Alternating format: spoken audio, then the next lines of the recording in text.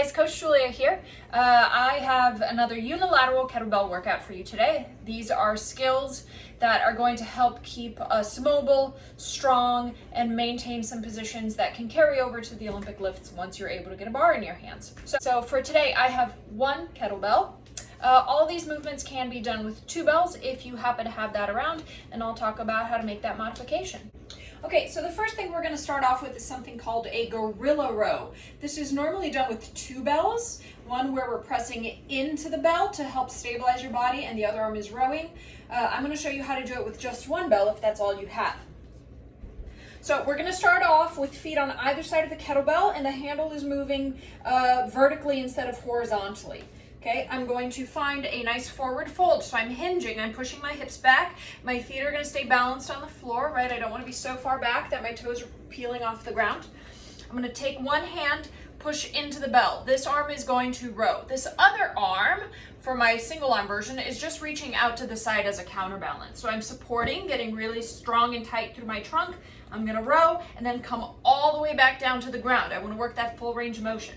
All the way in, all the way down.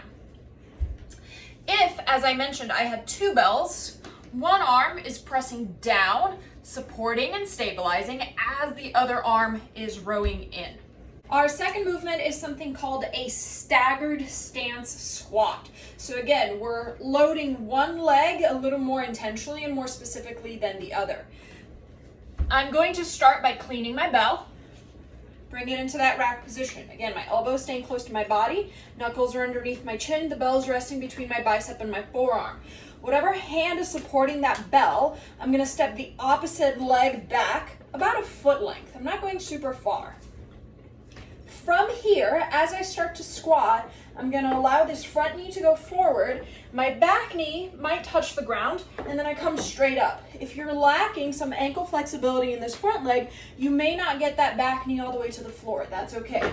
Nice tall setup, knuckles under my chin. I come straight down, pushing mostly through that front leg, drive all the way up. Our third movement is something called a rotational press. So I'm going to take that bell from my rack position, and as I press, I'm turning my upper body, my hip and my foot, and then following through with the arm. So again, as I press, that same side is going to pivot onto the ball of the foot, heel comes up, hip is going to rotate, upper body's going to rotate, we follow through. Rack position, get tight, get set up, press, exhale, right back down. Push, pivot, right back down. Our last movement in today's workout is going to be something called a suitcase carry. So we are just holding that weight, one of them, at your side as you take it for a walk. I'm gonna start off with the unilateral deadlift, right? I push my hips back, core is nice and tight, obliques are working. I push through the floor, stand up, and then I'm just gonna walk it. That's it for today's workout. Again, these are meant to be short supplemental exercises, some nice little accessory work that are going to help maintain your strength, your mobility, and your positions without a bar.